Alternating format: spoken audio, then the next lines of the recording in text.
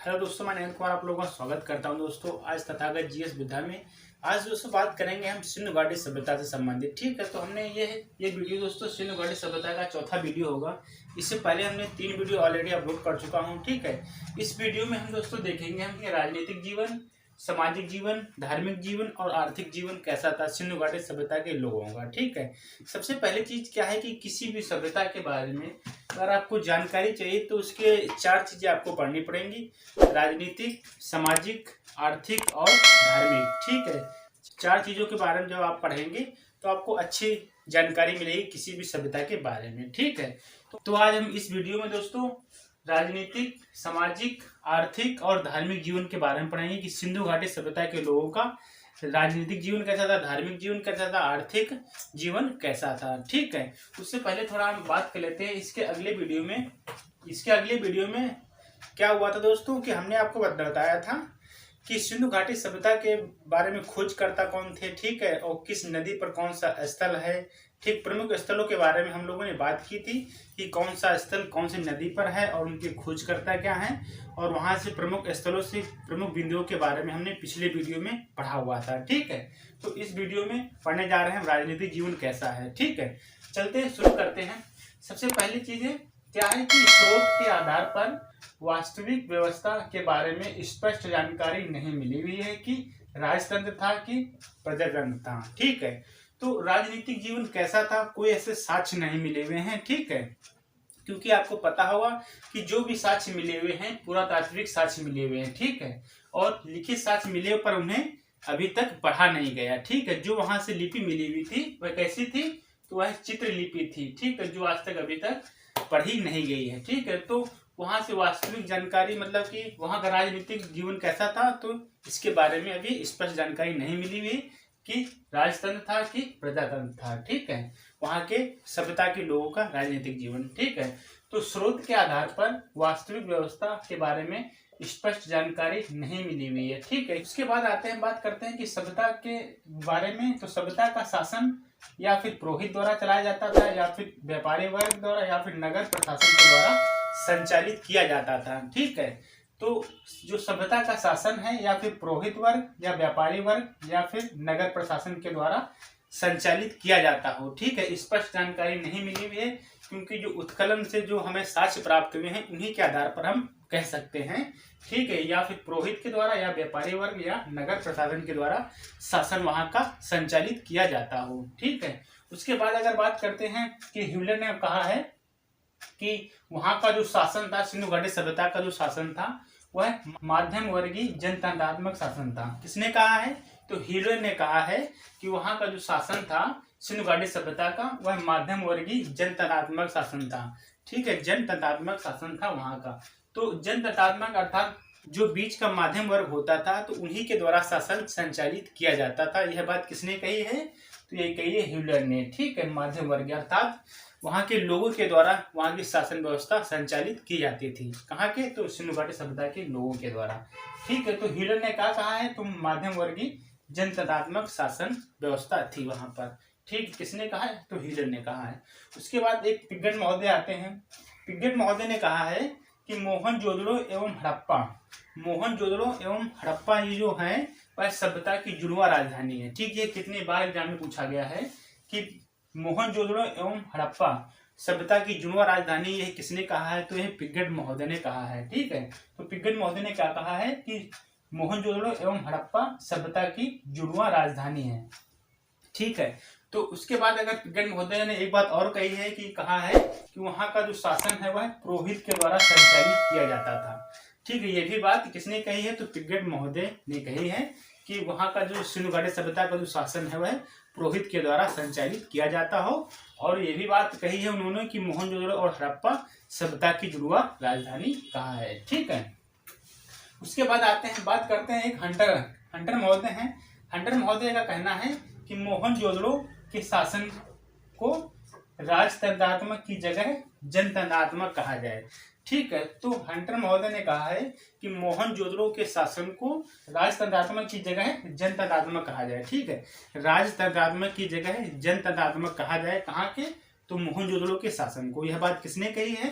तो यह बात कही है हंटर महोदय ने कही है। ठीक है, तो एक बात दोस्तों स्पष्ट होती है इससे कि वहाँ के जो शासन व्यवस्था थी वह एक तरीके से माध्यम वर्गीय थी। ठीक, कैसी थी? माध्यम वर्गीय थी। ना तो जो अमीर लोग हुआ करते थे और एक लोग जो गरीब लोग हुआ करते थे, जो बीच के थे मध्यम वर्गीय लोग, ठीक, उन्हीं के द्वारा शासन संचालित किया जाता हो। और कुछ लोगों का मानना है कि वहाँ के पुरोहित के द्वारा शासन संचालित किया जाता हो, क्योंकि अलग अलग इतिहासकार हैं, अलग अलग उनके मत भी हैं। ठीक है, इसमें अभी तक मतभेद बना हुआ है कि शासन किसके द्वारा संचालित किया जाता हो, क्योंकि जहाँ से जो प्रमुख स्थल मिले हुए, वहाँ से जो साक्ष्य मिले हुए हैं, या फिर पुरोहित वर्ग के द्वारा, या व्यापारी वर्ग, या फिर नगर प्रशासन के द्वारा संचालित किया जाता हो। ठीक है, उसके बाद आते हैं, बात करते हैं कि जो राजतंत्रात्मक की जगह जनतंत्रात्मक क्यों कहा जाता है। क्योंकि वहाँ पर ऐसे कोई साक्ष्य नहीं मिले हुए हैं कि वहाँ महल अस्त्र शस्त्र के साक्ष्य नहीं मिले हुए हैं, जिससे ये अनुमान लगाया जाता है कि वहाँ का शासन राजतंत्रात्मक था। नहीं था ना, क्योंकि वहाँ पर ऐसे साक्ष्य नहीं मिले हुए हैं अस्त्र शस्त्र के, जिससे अनुमान लगाया जाए। तो वहाँ का शासन कैसा था दोस्तों? तो जनतंत्रात्मक था। ठीक है, मतलब लोगों के द्वारा शासन संचालित किया जाता था, मध्यम वर्गीय लोगों के द्वारा। उसके बाद आते हैं, अब हम बात करते हैं सामाजिक जीवन कैसा था। तो सिंधु घाटी सभ्यता के लोगों का सामाजिक जीवन कैसा था? तो बात करते हैं, जो परिवार था दोस्तों, परिवार समाज का आधार हुआ करता था। परिवार समाज का आधार हुआ करता था, और समाज की सबसे छोटी इकाई क्या थी? परिवार। ये क्वेश्चन बहुत ज़्यादा पूछा गया हुआ है, आरआरबी एनटीपीसी में भी पूछा गया हुआ है, और सीपीओ में भी पूछा गया था। ठीक है, 2020 में जो एग्जाम हुआ था सीपीओ का, ठीक, उसमें तो यह समाज की सबसे छोटी इकाई क्या हुआ करती थी? परिवार। ठीक, समाज जो था वह सबसे छोटी इकाई क्या थी? परिवार थी। और परिवार जो था दोस्तों वह मात्र सत्तात्मक था। कैसा था? तो मात्र सत्तात्मक था परिवार। ठीक, कैसा दोस्तों? तो मात्र सत्तात्मक परिवार था। ठीक है, मात्र सत्तात्मक था, अर्थात परिवार में जो माँ का महत्व बहुत ज्यादा था, अर्थात जो परिवार में माँ थी वह हेड हुआ करती थी। ठीक है, परिवार में। तो सिंधु घाटी सभ्यता में अगर महिलाओं की स्थिति को देखते हैं तो बहुत अच्छी स्थिति थी महिलाओं की। ठीक है, क्योंकि परिवार था वह मात्र सत्तात्मक था, और माँ को महत्व ज्यादा दिया जाया करता था। ठीक है, परिवार में हेड कौन थी? तो माँ थी। उसके बाद आते हैं, बात करते हैं दोस्तों वर्ण व्यवस्था। तो वर्ण व्यवस्था के बारे में कोई प्रमाण वहाँ नहीं मिले हुए हैं। ठीक है, तो वर्ण व्यवस्था का कोई प्रमाण वहाँ नहीं मिला हुआ है, परंतु समाज तो था वह कई वर्गों में विभाजित था, जैसे पुरोहित वर्ग, व्यापारी वर्ग, श्रमिक और शिल्प वर्ग। ठीक है, तो पुरोहित, व्यापारी, श्रमिक और शिल्प वर्ग में आज जो समाज था वह विभाजित था, पर यहाँ पर वर्ण व्यवस्था के बारे में कोई प्रमाण नहीं मिले हुए हैं। ठीक है, तो समाज कई वर्गों में विभाजित था, जैसे पुरोहित, व्यापारी, श्रमिक और शिल्प वर्ग आदि में है विभाजित था समाज। ठीक, उसके बाद अगर बात करते हैं सिंधु घाटी सभ्यता के लोगों का जीवन कैसा था, तो सिंधु घाटी सभ्यता के लोगों का जीवन शांतिप्रिय थे। ठीक है, सिंधु घाटी सभ्यता के लोग कैसे थे? तो सिंधु घाटी सभ्यता के लोग शांतिप्रिय थे। क्यों थे? क्योंकि ऐसे कोई साक्ष्य या फिर कोई प्रमाण नहीं मिला हुआ है जिससे यह कहा जाना कि वहाँ के लोग शांतिप्रिय नहीं थे।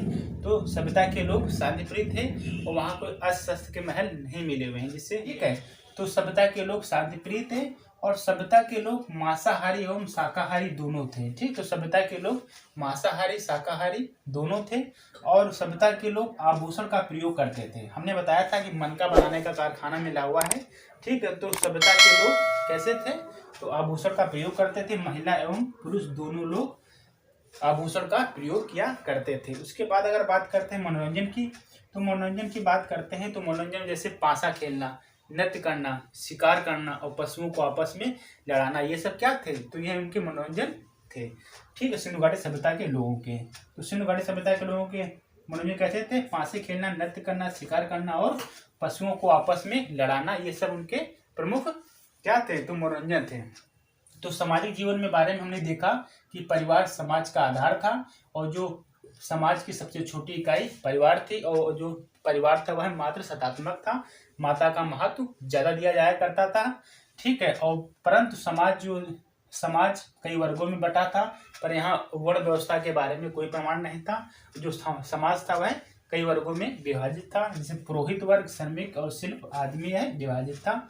और सिंधु घाटी सभ्यता के लोगों का शांतिप्रिय जीवन था। कैसा जीवन था? तो यह शांतिप्रिय लोग थे। और बात करते हैं सभ्यता के लोग मांसाहारी एवं शाकाहारी दोनों थे, और आभूषण का भी प्रयोग किया करते थे महिला एवं पुरुष दोनों लोग। ठीक है, उसके बाद फिर मनोरंजन के बारे में बताया, पासा, नृत्य, शिकार और पशुओं को लड़ाना, यह इनके मनोरंजन कार्य थे। ठीक, तो सामाजिक जीवन के बारे में हम लोगों ने देखा। अब देखते हैं उनके आर्थिक जीवन के बारे में। सिंधु घाटी सभ्यता के लोगों का जो आर्थिक जीवन था वह कैसा था? तो सिंधु घाटी सभ्यता का जो आर्थिक जीवन था, आर्थिक जीवन में हम 4-5 चीजों को देखेंगे, जैसे कृषि, पशुपालन, उद्योग, व्यापार। ये 4 चीजें देखेंगे आर्थिक जीवन के बारे में। ठीक है, कौन कौन सी? तो कृषि, पशुपालन, उद्योग, व्यापार, ये। ठीक, तो ये 4 चीजें आर्थिक जीवन में आएंगी कि आर्थिक जीवन कैसा था। तो सबसे पहले हम बात करेंगे कृषि के बारे में। ठीक, कृषि के बारे में बात करेंगे तो कृषि, सिंधु घाटी सभ्यता के जो लोग थे वह ना, तो वह जुताई, बुआई, सिंचाई आदि विधियों से वह परिचित थे। ठीक, इन सभी के बारे में वो जानते थे, जुताई करना, सिंचाई करना। ठीक है, और गेहूं और जौ, मटर से भी वह परिचित थे। आपको पता होगा कि सिंधु घाटी सभ्यता के लोगों जो प्रमुख फसल थी वह क्या थी? तो गेहूं और जौ सिंधु घाटी सभ्यता की प्रमुख फसल थी। ठीक है, गेहूं और जौ। उसके बाद अगर बात करते हैं, यहाँ से एक क्वेश्चन और बनता है कि आर्थिक जीवन में बात करते हैं, यहाँ पर कपास का प्रथम प्रमाण मिलता है सिंधु घाटी सभ्यता में। अगर कपास की पहली शुरुआत मानी जाती है, प्रथम प्रमाण माना जाता है, तो वह सिंधु घाटी सभ्यता में ही माना जाता है कि कपास का उत्पादन कहाँ से सबसे पहली बार होता है, तो है सिंधु घाटी सभ्यता में देखने को मिलता है। ठीक है, और उसके बाद अगर बात करते हैं, वह सभी विधि से परिचित थे। और किससे परिचित नहीं थे? वह तो गन्ना एवं रागी के प्रमाण नहीं मिले हुए हैं दोस्तों। ठीक है, तो पूछा जाता है कि सिंधु घाटी सभ्यता के लोग किन 2 चीजों से परिचित नहीं थे? तो गन्ना एवं रागी, 2 चीजों से वह परिचित नहीं थे, क्योंकि यहाँ कोई प्रमाण इनका नहीं मिला हुआ है। ठीक है, और वह जुताई, बुआई, सिंचाई, गेहूं, जौ आदि से वह परिचित थे, पर वो गन्ना एवं रागी से परिचित नहीं थे। और यहीं पर ही कपास, ठीक है, कपास से वह परिचित थे सिंधु घाटी सभ्यता के लोग। ठीक है, तो हमने राजनीतिक जीवन, सामाजिक जीवन और आर्थिक जीवन के बारे में बात किया। तो आर्थिक जीवन में हमने कृषि, पशुपालन, उद्योग, व्यापार, ये चीजें प्रमुख हैं। तो हमने कृषि के बारे में देखा। ठीक, अगले वीडियो में दोस्तों हम उनके धार्मिक जीवन के बारे में पढ़ेंगे, और जो इसमें आर्थिक जीवन में जो प्रमुख चीजें छूट गई हैं, जैसे पशुपालन, उद्योग, व्यापार, और किस किस चीज का निर्यात करते थे, आयात करते थे, तो उसको हम अगले वीडियो में देखेंगे। ठीक है, तो इस वीडियो में हमने आज राजनीतिक जीवन के बारे में पढ़ा, सामाजिक जीवन के बारे में पढ़ा, और कुछ आर्थिक जीवन के बारे में थोड़ी जानकारी मिली। ठीक है, तो दोस्तों आज के लिए इतना ही, मिलते हैं अगले वीडियो में। थैंक यू दोस्तों।